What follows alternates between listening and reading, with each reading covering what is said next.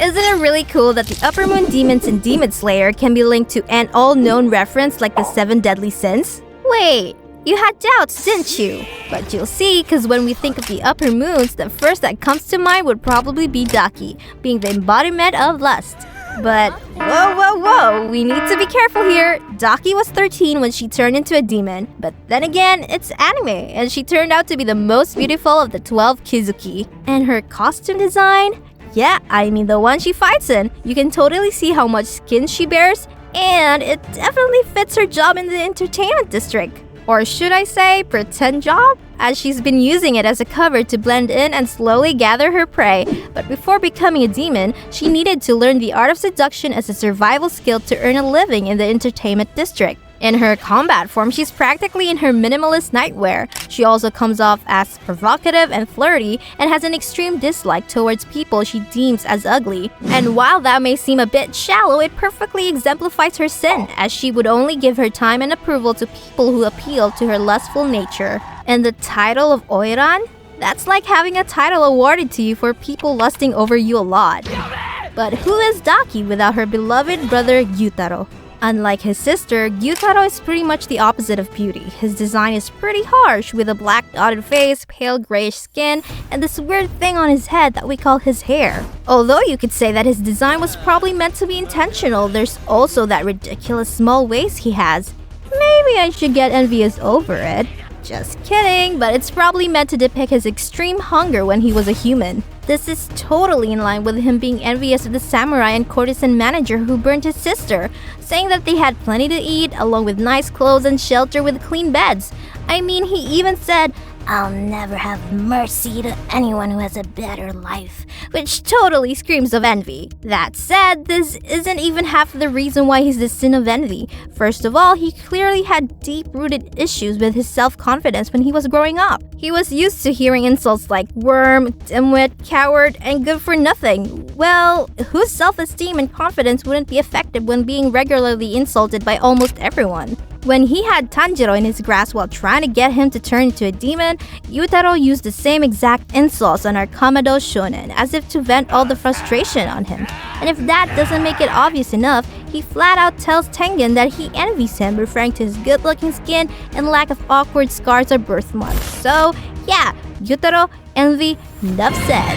Kokushibo is an interesting one, not least due to his backstory. Now, no one simply gets to be the Upper Moon rank 1 without having an insane drive to get stronger. See, when Kokushibo was a human, he became a demon slayer due to his twin brother Yorichi. He was always competing with Yorichi and hated him for being much more talented than himself.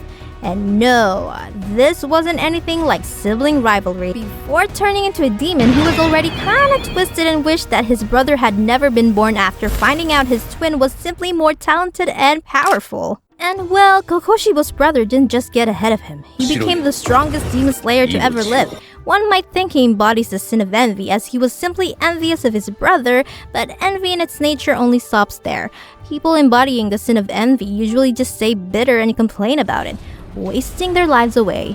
But Kokushibo got overtaken by a different sin. No matter how hard he trained, he just couldn't match Yorichi's power and abilities. Consumed by the greed of gaining more power, he went over to the dark side and decided that he won't just become as strong as his brother, but surpass him.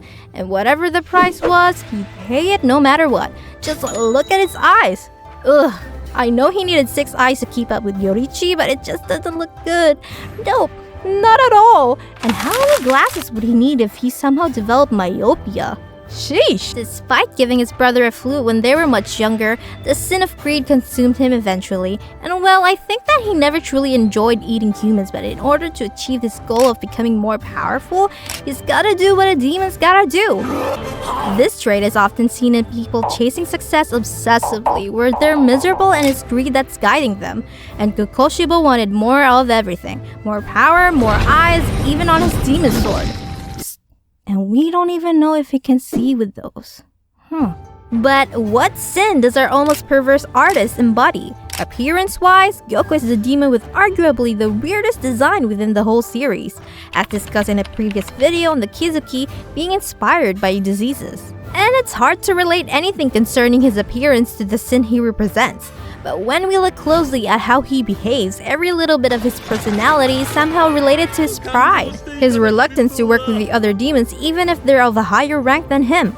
Demons only work alone, but he swallowed his pride to work with Hantengu only because Muzan ordered it. And he had a strong pride in his information regarding the swordsmith village, refusing to share it with Doma. Combine that with the fact that he demonstrates how proud he is of his artwork every chance he gets, and you have a clear winner. And he's certainly the pride of Muzan too, being his favorite upper moon. I mean, did you notice Muzan to be rather wealthy? That's actually due to Gyokko's ornate pots fetching a high price. Having loads of cash definitely helps his cause to be a smooth criminal. And during his fight with Moichiro, Gyokko also thought of himself as a superior being and the chosen one. Please hit subscribe so Gyokko doesn't turn you into his artwork.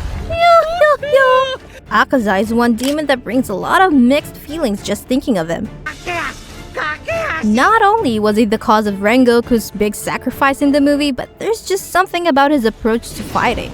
But what does that have to do with the sin of wrath? Well, if you know his tragic past, his mentor and beloved were killed by the rival dojo guy.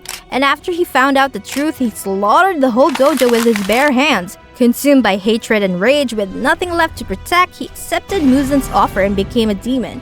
He eventually forgot his loved ones until all that remained was the thrill of fighting and the hunger for strength to satisfy his wrath. His love of fighting, tendencies to toy with his opponents to bring out the best in them, and getting extremely angry when Doma said he used a woman's head as decoration. Just look at how he whooshed Doma's head off in one swing of the fist! Aside from being provoked, he definitely hates Doma for being stronger than him, even though Doma joined the Kizuki much later. No sin fits him better than the heated and raging wrath. Gluttony might seem a decent fit at first as a representation of power-hungry monsters, but Akaza goes way beyond that.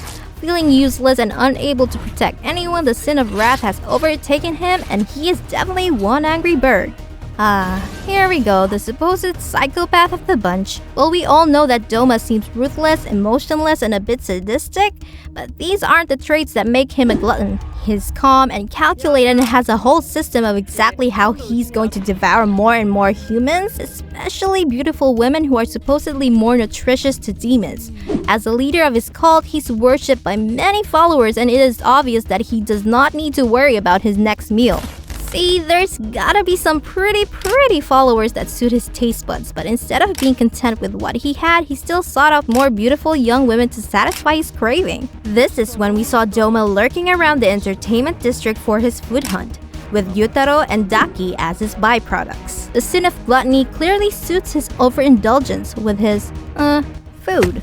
The not-so-good-looking demon in all the upper moons? Hantengu. Hey, that's only before he splits. Honestly, Hantengu could probably split his personality so much that he could embody each and every one of the sins. But he literally spent the whole fight in the blacksmith village hidden, allowing his other forms to do all the dirty work. So, please stop tormenting him, shall we? Also, the way he walks, crawls? It just looks like an actual sloth.